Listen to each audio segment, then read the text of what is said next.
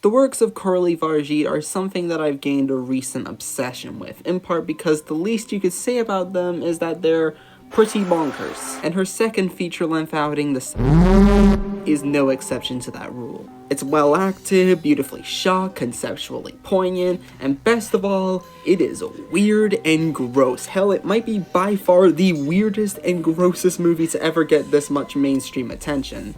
It's amazing, but I feel like it also overshadows the other movies she did that also dabbled into the topics of female exploitation and did it as effectively.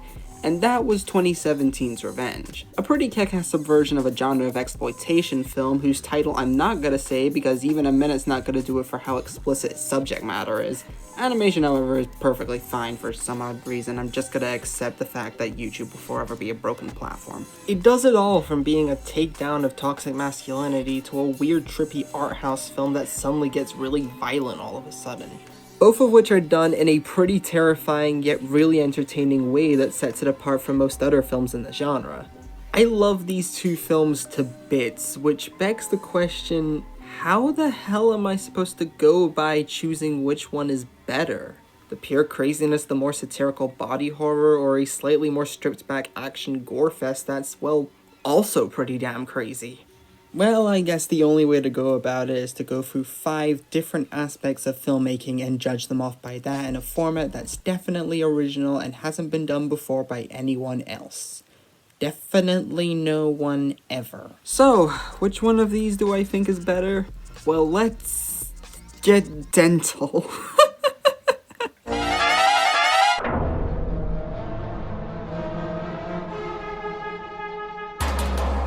Alright, to start, Revenge is kind of a subversion of the typical, rape revenge type of storytelling.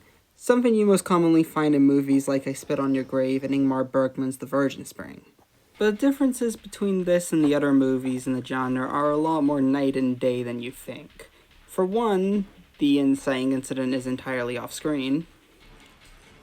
And secondly, the layout of everything is played less for realism and more so in a hyper-stylistic lens, sort of like Mandy meets Mad Max meets Miss 45. Which does fit the second half's premise a lot more, with poor Jen getting tossed off a cliff and spending the rest of the movie hunting the people who wronged her down. The Substance, however, has a little bit more of a Cronenberg-esque plot to it, with a woman who's long past her prime ordering this illegal drug that she got off of ebay.gov, and injecting it into her would result in her looking younger. So it's pretty much a horror version of The Nutty Professor. Except here, the more Elizabeth ends up using it, the more it eats away at her own lifespan. The thing I love about both of these movies is that they end up building and building up their own outbursts until the very end where it all just blows up on you. An aspect we'll get to soon, I promise. But, and this might be a bit of bias going towards my love of weird shit, but in terms of ones that I would go back to more often, yeah, The Substance takes it. Revenge movies like, well, Revenge, even the good ones, are never fun to watch in the first half, because as much as I love the second halves for going all the way with giving these guys their comeuppances, the first half of them are always so agonizingly slow. Like, unless there are some neat bits of symbolism in the first half that are sprinkled in there, which, by the way, most of them they don't have, you're just waiting around for the moment where that inciting incident happens so that the story can finally start.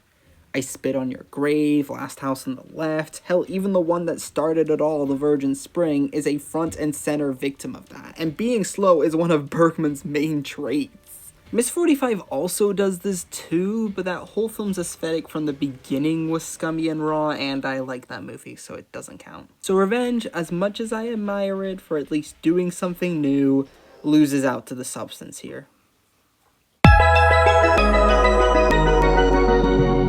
The Substance is kinda weird when it comes to this category, mainly because you can debate if it even has side characters at all, because whether if they're an asshole, horny, or just plain crazy, they do play somewhat into the story in a pretty interesting way. Okay, maybe not all of them. Shut up, Fred. An interesting to note about the side cast here is that they're all entirely male. Not just that, but unlike most other commercial satire character studies, they actually play some kind of role in the story, like the male nurse handing Elizabeth the phone number for the drug, the old man who was a frequent user of the drug warning her about it, and Harvey is an asshole. Okay, they can't all be winners. As for Revenge, yeah, they all suck. I don't think it's even worth finishing the sentence there. Every last one of them suck. Which I guess leads to one of the driving points this movie is trying to make. And that's when it comes to whatever extreme crime is being done, whether it be a rape, murder, or whatever. The ones who do nothing about it, and or the ones who try to cover it up, are just as, if not more evil than the people who caused that crime in the first place. The ringleader of it all being Richard, played terrifyingly by Kevin Johnson. Seriously, this dick scares me. Him and his dick. Penis! Considering the driving point leading to the madness that unfolds later on, thematically, it makes sense for every character outside of Jen to be a glorified misogynist. Which is the one issue I actually have with The Substance, because in a setting like this, having most of the cast help, not even that, the entire supporting cast being male, makes little to no sense. Outside of Moore and Qualley, all these people in one room and only one female cast member decides to speak out for the whole thing, it just feels a little silly to me. Also, Dennis Quaid just makes my blood boil every time his Harvey character is on screen, so I'll try to use footage of him sparingly. Points going to Revenge here, but let's face it, you can't really have an interesting supporting cast without at least having an interesting...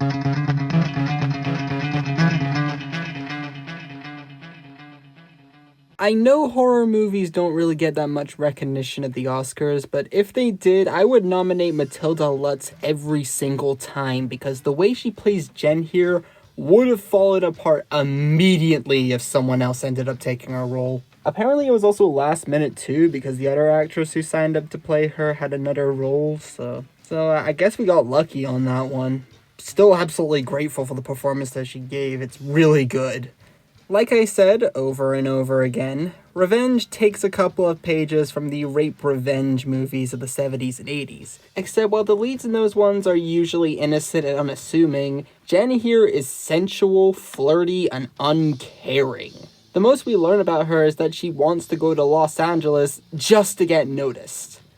Yeah, not a good time right now, Jenny. And let me remind you, even with all that in check, rape is a horrible thing that no woman of any sexuality deserves. And she already knew something was up as soon as creepy old Stan here tries to take advantage of her for doing something that she clearly can't remember because she was drunk the night prior, actively pretending to be shallow to get him off her case. In a sick, twisted way, Jen's character, both before and after the attempted murder, kind of reminds me of Stanley Ipkiss in The Mask. Though in this case, I'm more comparing it to the original comic than the movie. Two polar opposite personalities that are still kind of interesting in their own subtle ways, with one being a lot more naive and the other would skewer you to pieces if you just looked at it wrong. But if I have to be fairly honest here, and as much as this was a difficult choice to make, no joke, I had to do a ton of rewrites before I was even happy with the choice I made, but I feel like The Substance is a lot more interesting when it comes to its lead. In part because there's technically two leads, but they're from the same body, so how I categorize that, I don't know. Demi Moore does an expert job at portraying this past her prime fitness goddess, who when I first saw this, I thought was a satirical analysis on how people saw her in the 90s. Back then, she was seen as no-brainer eye candy. Hell, there was even a whole movie that was made just so that people could see her naked, and nobody saw it. Since then, she hasn't really appeared in anything notable, and for a while, nobody wanted to cast her in anything big anymore outside of Rough Night and the nostalgia-exploitation classic, Unbearable Weight of Massive Talent. As a matter of fact, this movie in particular was the first time Demi got brought up in conversation in a good long while. Which is comforting to know, considering that when you look outside of that eye candy lens, she was great in films like Ghost and Hunchback of Notre Dame.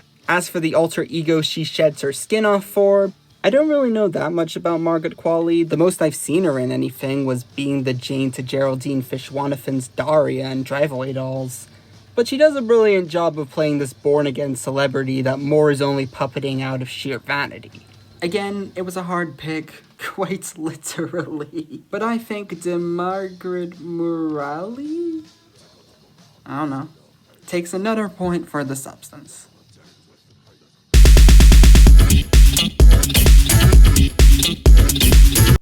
Wait, before we start.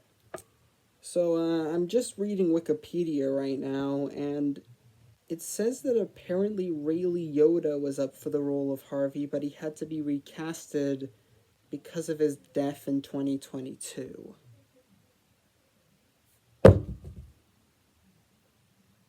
I'm sad now. Well, Benjamin Kraken got the job for shooting the movie because Farjeet really liked the work he did on Emerald Fennell's Promising Young Woman. The Substance feels like it's taking a bit of inspiration from Kubrick's Guide to Just Going Straight, as well as the crazy fast editing of her last movie. With all these long wide shots and liminal controlled sets, almost making it its own character in a way. Fittingly, it kind of reminds me of what the Neon Demon was trying to do, trying to capture a bleak story about the thieving of your own youth in a stylized manner. Except while Refn had no idea what he was doing with how to capture Neon Demon's story, and the fact that I didn't know Drive was directed by Neil Cicierega, The Substance seems to be a lot more in control with its framing, feeling a lot more barren, capturing how empty and unfulfilling Fame of That Stature really is. Even when there's people on it, with the way everything's shot, these locations and sets look miserable to be in. At the same time though, well, look at this corridor. Seems okay so far, right? Well, what if I spliced the shot of the corridor in alongside the ending to 2001, or Grady's bathroom encounter in The Shining? And there's your problem right there. Most of these shots, while some of them can be a bit impressive, don't really have an identity of its own, and the way it's edited can feel a little too mainstream at times. Revenge, however, good damn! As repetitive as the movie's premise is, the identity of it truly shines through its cinematography. The film was mostly shot in Morocco, and if you've ever seen images of it, it's a stunner. Seriously, if I ever had the ability to do a country, that would be the country that I would want to do. And this movie does a pretty good job at capturing how beautiful this country really is. Even when the movie decides to spend a minute of it focusing on just sand, framing, the angles, the lighting, and the way they're all sharply edited together, from that perspective alone, it's sort of like one of those where have you been all my life type of movies. I know I sound like I'm about to propose to it, but I'm not. So there we have it. With The Substance having the more interesting lead and story, and Revenge having the better cinematography and supporting cast, we're now at the inevitable tiebreaker section of the contest. And in order to cast the deciding vote, let's hand our last category over to my good friend, Gore.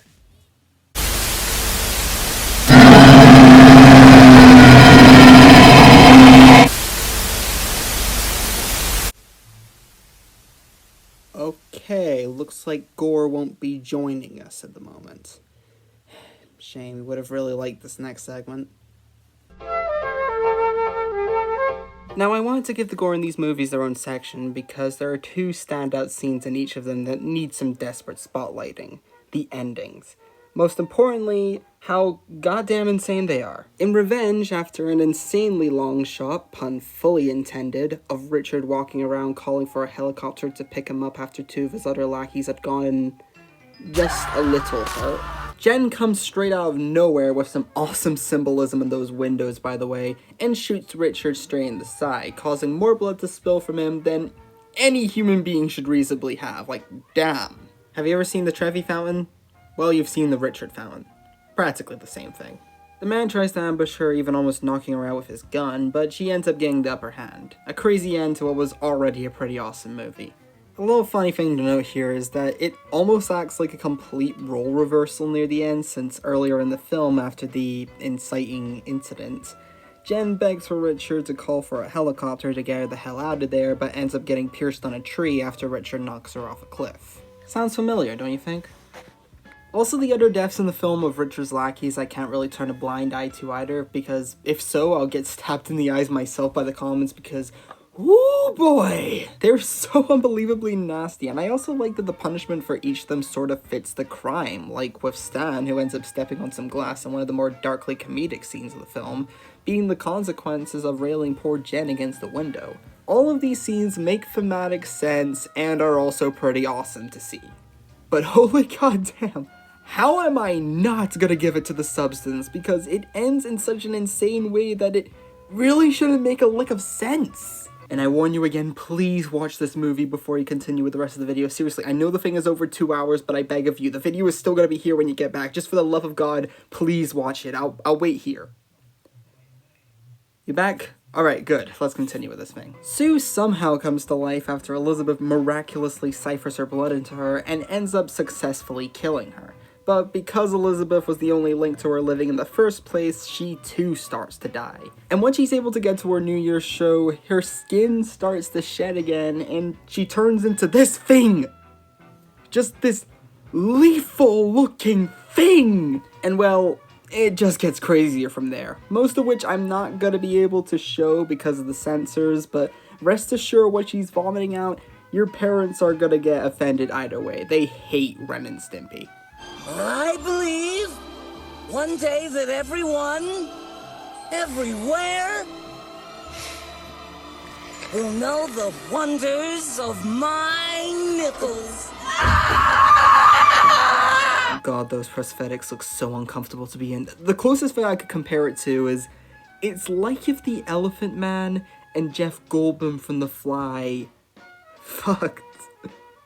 Actually, I'm not too far off of that. So in order to come up with the horrific design of the Maestro Elisu at the end, Pierre-Olivier Person drew a lot of inspiration from the works of David Cronenberg, Nicky de Saint-Phalle, and Fernando Botero in order to achieve what he wanted the creature to look like. Also, fun fact, apparently this movie costed only $17 million to make. And I'm pretty sure all that money went into this thing alone. Don't get me wrong, Revenge is great and it does a lot of stuff better than The Substance in terms of editing and commentary, but like I said, I can think of a couple of movies that are like it. The Substance is so clearly its own animal that comparing them both feels practically unfair. From its concepts to its effects, there is clearly only one The Substance, and it's going to stay like that for a couple of years. And you know what? In honor of this movie, I feel a little too old, so I'm just gonna take this syringe that kinda looks like a pencil and give myself the young boost that I truly deserve. Here we go. Oh yeah. I'm still young.